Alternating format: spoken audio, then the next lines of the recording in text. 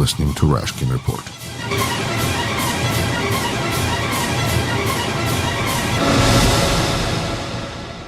You're listening to WSUW 91.7 FM in Whitewater, Wisconsin, The Edge. This is Rashkin Report, and I'm your host, Yuri Rashkin. I'm excited to welcome to the program today Paul Goble. This program features people who are specializing and know a lot about the topic of Russia and the way that Russia relates to the world. Sometimes these people live in Russia, sometimes these people are from Russia, but in the case of Mr. Goble, he's not from Russia, and in fact, his specialty is reading Russian, and what he does, and so I think is valuable, is he reads a lot of information in Russian and then brings it to us here in English-speaking land. He's done this professionally for many years, including for State Department. Paul, welcome to the program. Thank you. Well, you write quite extensively, and I think you're doing an incredibly valuable service to anybody who really wants to understand what is going on in Russia, because you're taking news from Russian news outlets and you're retelling them, although of course you're using your own perspective, but you're doing a service that I don't know if that those kinds of briefings exist for anybody but upper echelon of our intelligence services. So that's kind of cool. Well, it used to be back in the old days, 30 and 40 years ago, that there was an entire organization in the U.S. government that produced between 100 and 150 pages of translation from Russian sources every day. Wow. And it was quite something. These were the JPRS Daily Report, and people could keep up. Now, of course, there's a lot more information, and unfortunately, that production is not done anymore. That has a bunch of consequences. The two that worry me the most is, first, it means that many people who study Russia don't have good enough Russian to scan it. You know, it's one thing to read something you have to read. It's another thing to look through a newspaper or look through a magazine or a book looking for what's important. The second skill is a very different one, and it's not nearly as widespread. So what that means is an awful lot gets missed. Some things get picked up, but many things don't. And so what I try to do with my blog, Window on Eurasia, is to call attention to things that I find interesting and important or insightful as to how Russia is operating. So in that case, when I look at some of the biggest news that are happening in the United States that involve Russia, that doesn't necessarily mean that that's what the Russian press is going to be writing about as well, or does it? Well, the very most important events, I suppose, are going to be covered admittedly differently in Moscow and in the major U.S. cities. On the other hand, there are lots of important developments in Russia and lots of important developments in the United States, which the media of the other country doesn't cover. And those are usually the kinds of things that are below the radar screen, but that may emerge as something terribly important down the line. I'll give you just one example from this week. There have been a series of methane explosions in Siberia and the Russian far north caused by the melting of permafrost. It's now become obvious that a single one of these methane explosions, which lead to craters 60 to 80 meters wide, could wipe out most or all of Russia's natural gas supply from the Yamal Peninsula, and that could have terribly serious consequences for major Russian cities and also for Russia's sale of natural gas to Europe. And you mentioned, I believe, in your post that it was something near 89% of Russia's gas that was in that one, goes through one narrow place. So it only takes one of these. So while we here may be concerned about Donald Jr. and those kinds of things, you're looking at news that may actually affect us just as much, but may not be covered quite as well.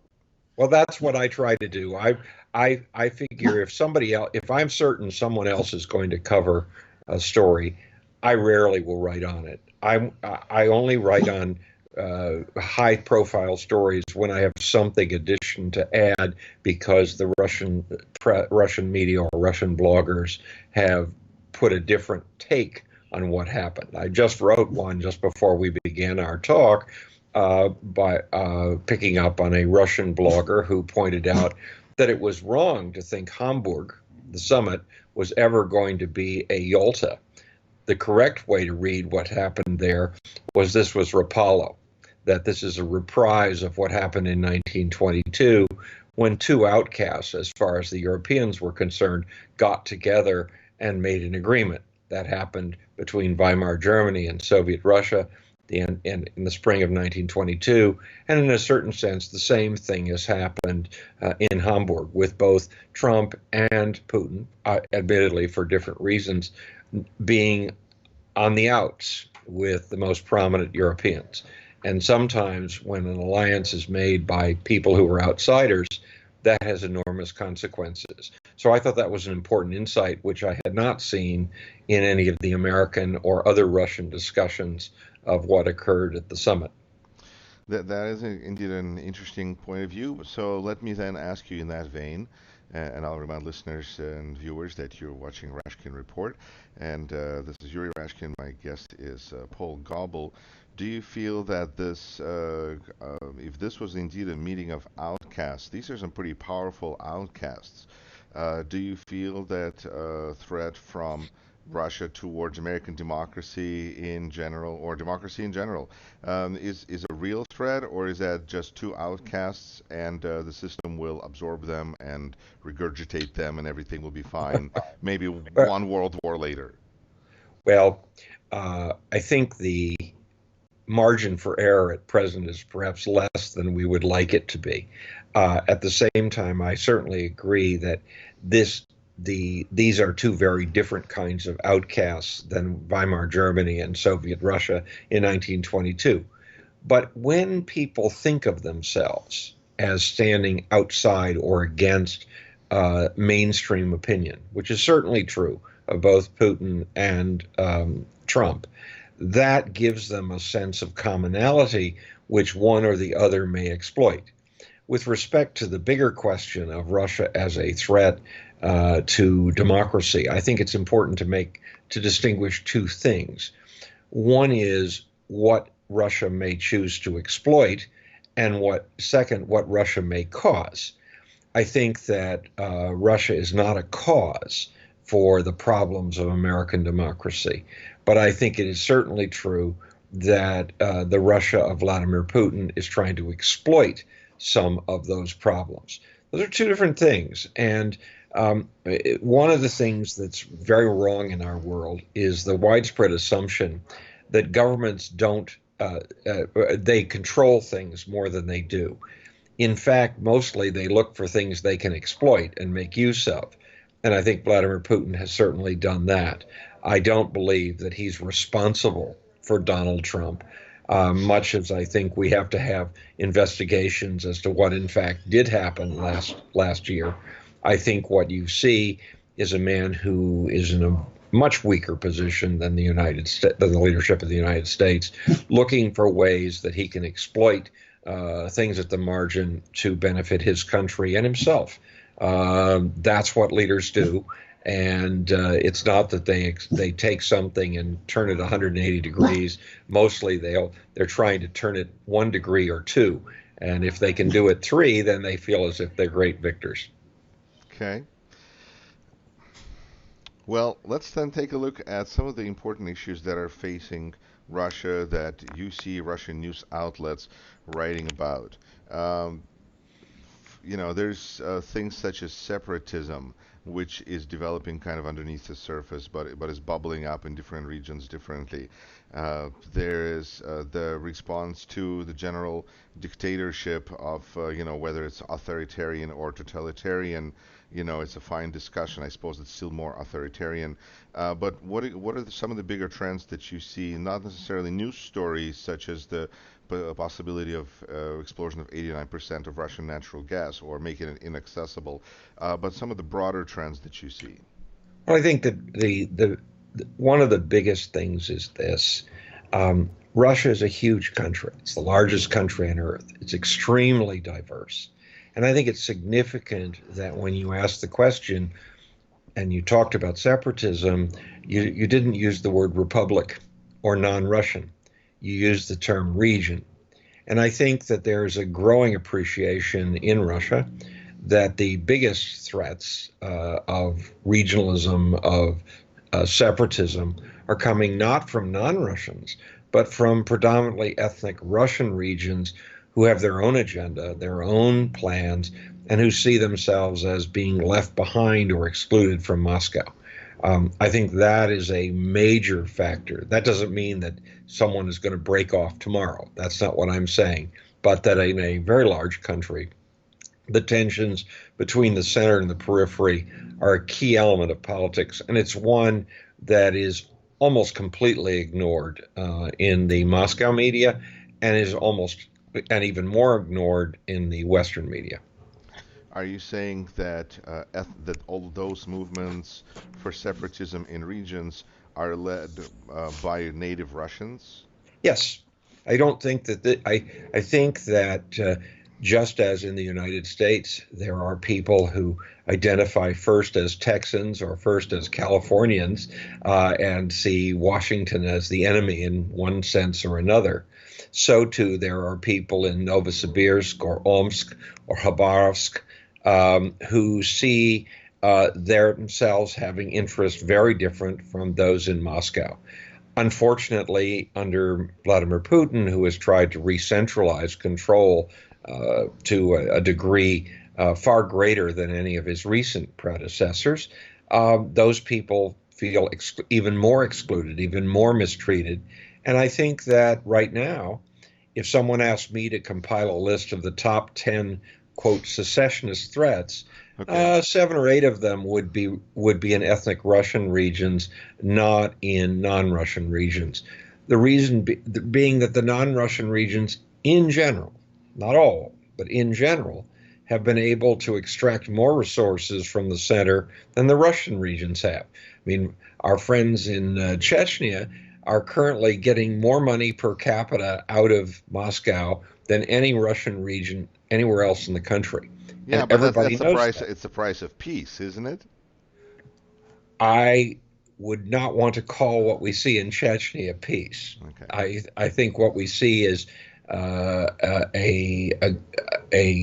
deal between Moscow and Kadyrov in which the one promises minimal loyalty and the other sends whatever money is asked for. Okay.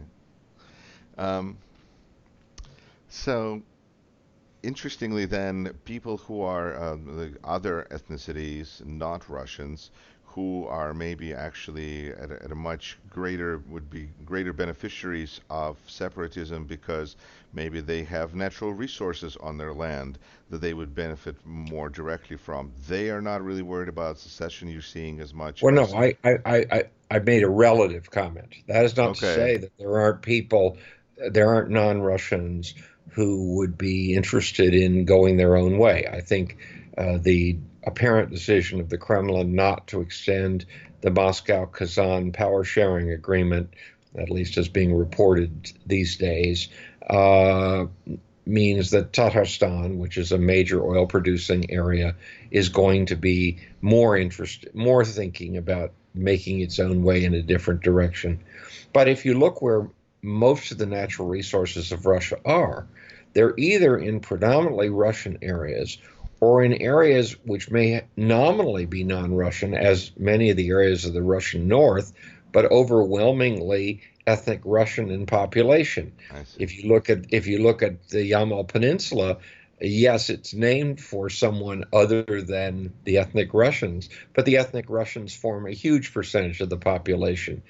And while that's declining because of demographic factors, I think that Russians are just as interested in protecting their economic well-being. I think one of the reasons that as an American I focus on this is that my country got its start by breaking away from an empire that was led by people who spoke the same language, had the same religion, and had the same notions of legal system. The idea that you have to be speaking a different language, you have to have a different religion, you have a different culture, otherwise secession or revolution or national movements are impossible, I think is wrongheaded. I think we have overlearned 1991. I think 1991 led people to conclude that as long as there wasn't ethnic secession, there wasn't any secession. And that's a mistake. I think that there are many regions of Russia that are populated predominantly by ethnic Russians who may form a much more serious challenge to the center. And this, right now, at least, it doesn't appear to me that the presidential administration, not to speak of Putin, only understands how to cope with that.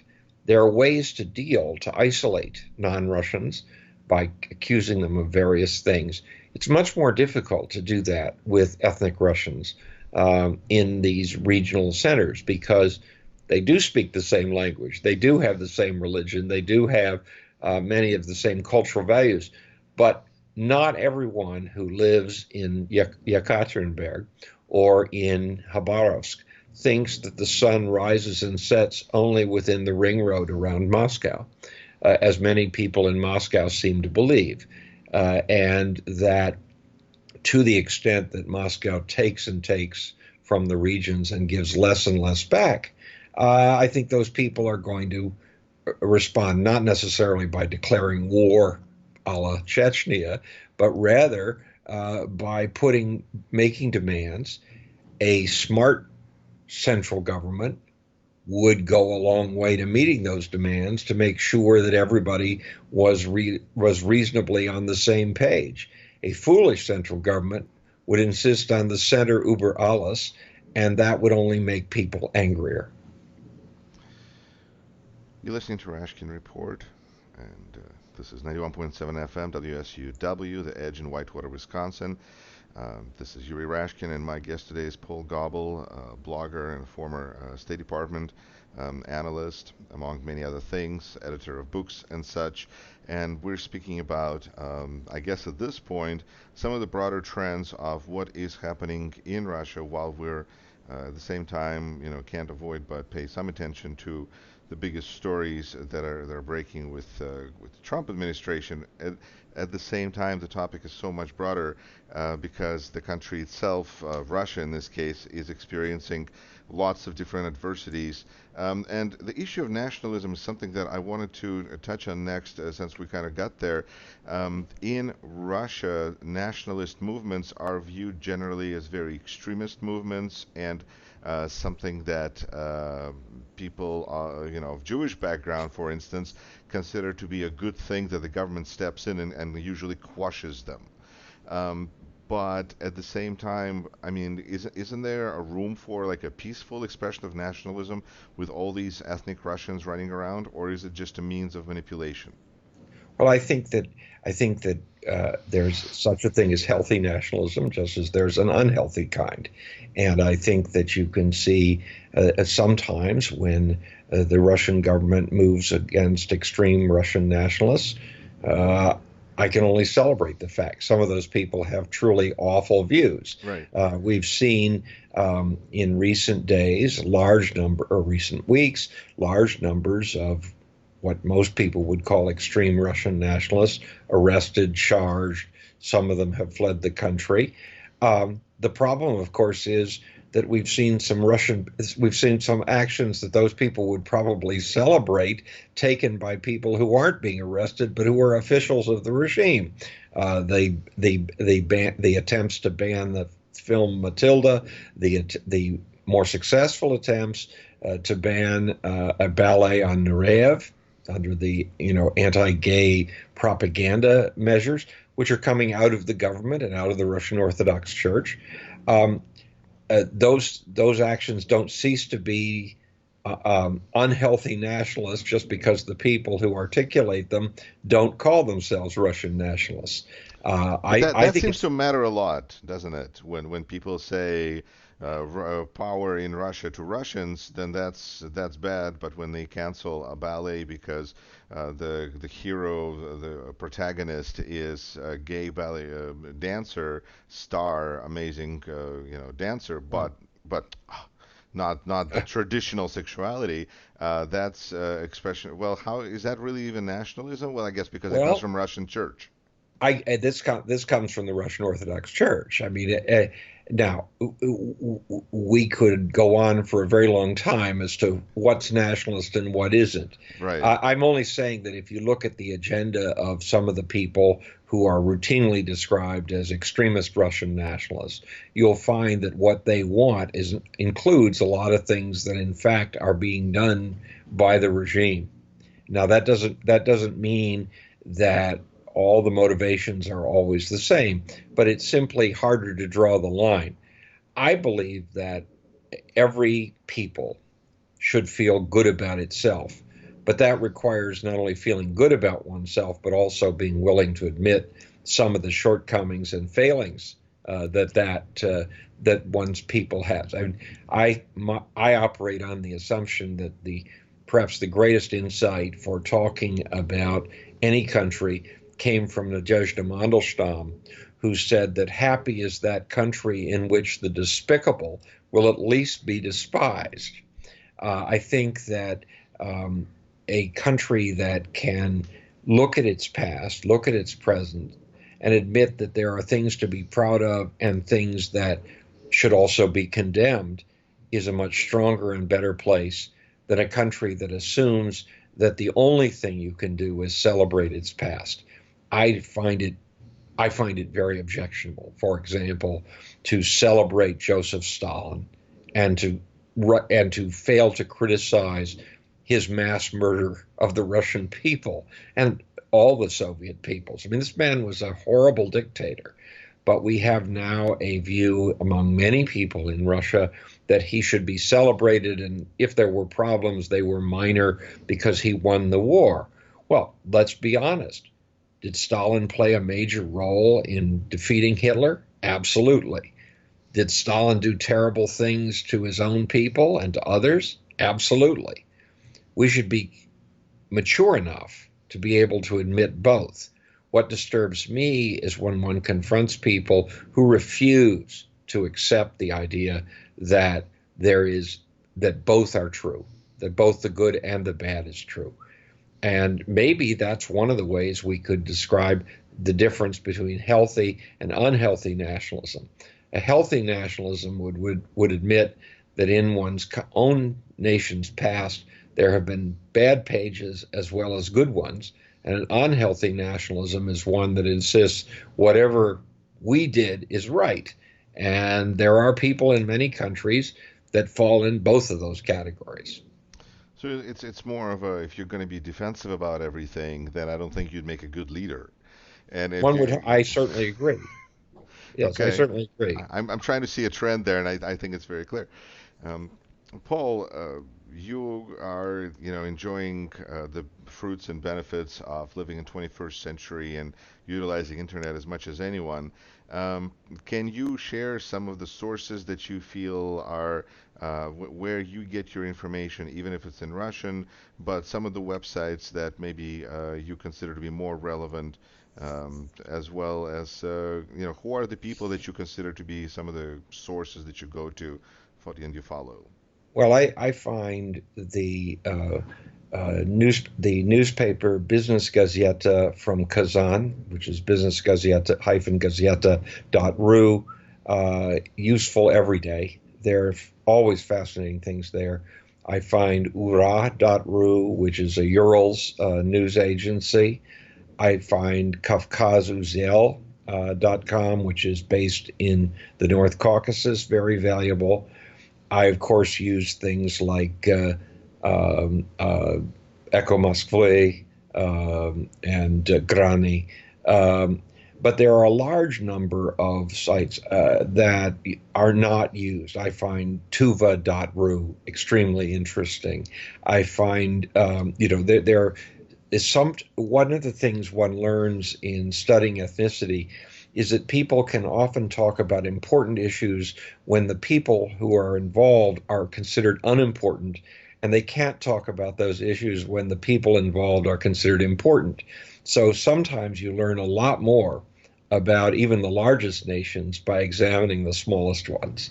So the websites that are devoted to particular ethnic groups, I would also recommend two Russian Orthodox sites, Rusk Linia and Rusk.com, which is the older Russian line thing, because they are aggregators. Another aggregator that's extremely good is CentralAsia.ru, which looks at all of Central Asia and in a very large sense, and gathers together every day between 30 and 50 interesting articles about Central Asia, Afghanistan, and China.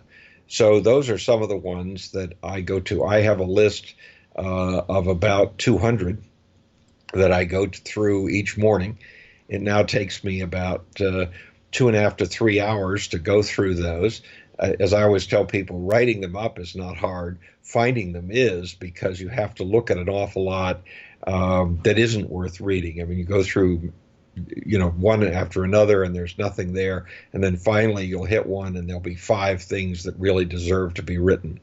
And I have a document that I compile each day, listing all the things that I find interesting, and then out of that I select 4 or 5 that I have the time to write up. Well, that's certainly as a good list, and this is one of the values, incredible values that you offer, is that you're putting together this blog and you're allowing others to take advantage of your expertise. Since you're an expert on ethnicities in Russia, something that I continuously experience confusion with when I see Americans around me is the confusion between being Jewish as a Jewish religion and Jewish as a Jewish ethnicity. And Mm-hmm. how do what's your explanation to people that are confused about this? Well, I would say that there are Jews who are only religious, there are Jews who are only ethnic, and there are Jews who are both ethnic and religious. You've got at least 3 categories out there. I mean, in Tsarist times, the link between religion and nationality was clearer because of the Pale of Settlement. If you were Jewish, you probably spoke Yiddish. You identified with the Jewish community, not always, but mostly. In Soviet times, being religious was not a good thing, but people still knew you were Jewish, even if you didn't stress it, because the Soviets didn't treat Jews very well in a number of times. Um, I think that it's always difficult. It's not an either or situation.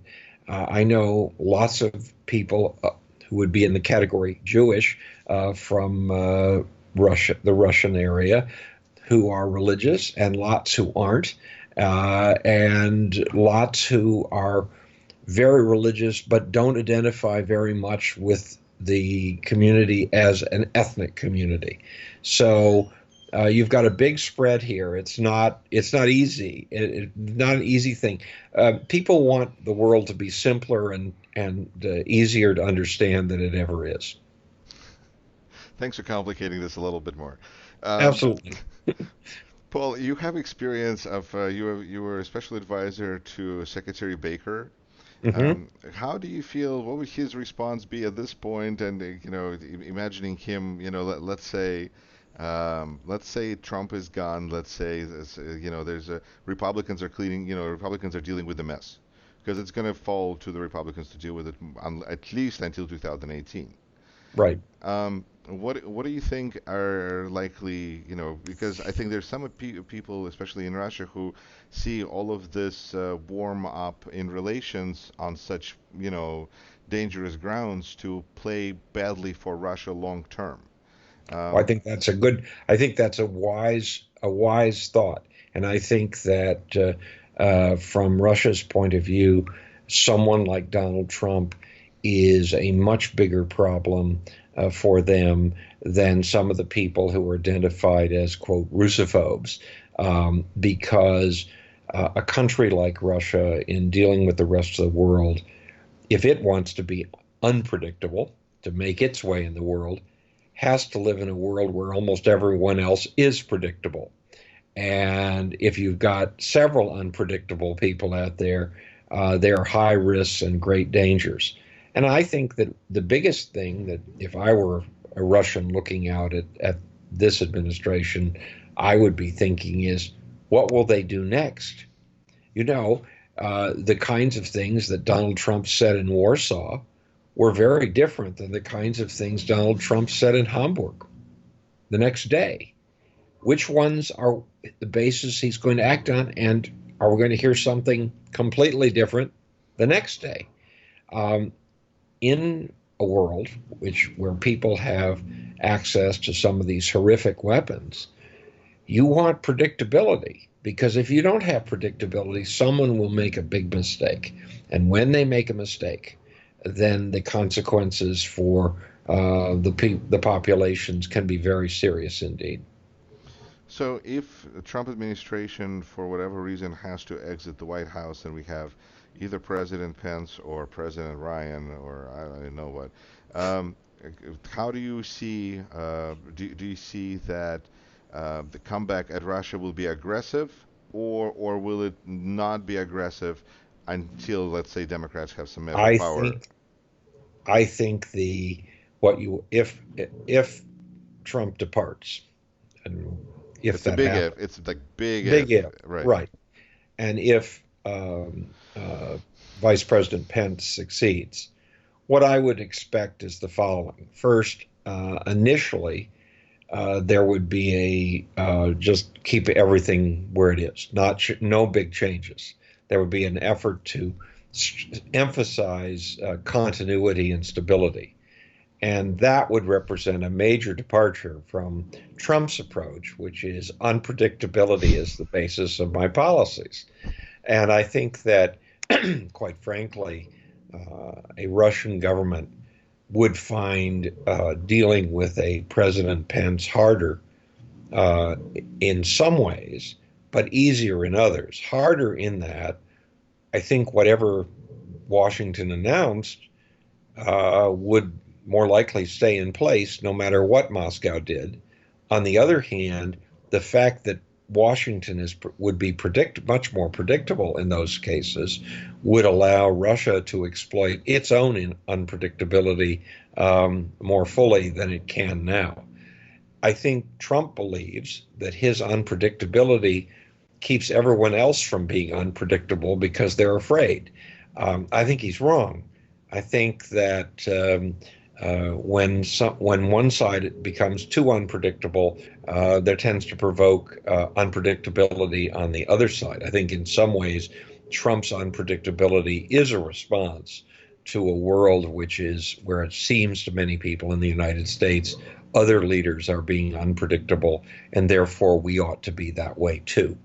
I think that's a mistake. As somebody who knows something about nuclear weapons and what they can do, I don't want the world to be an unpredictable place where things can go really, really wrong, because the costs of that are very great indeed.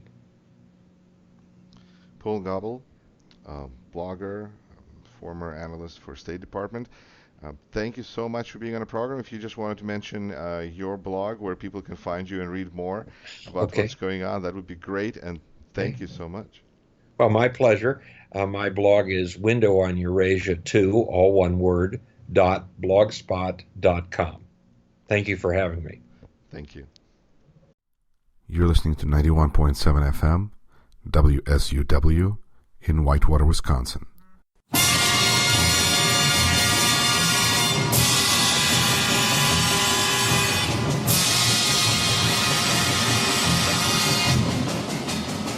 You're listening to Rashkin Report.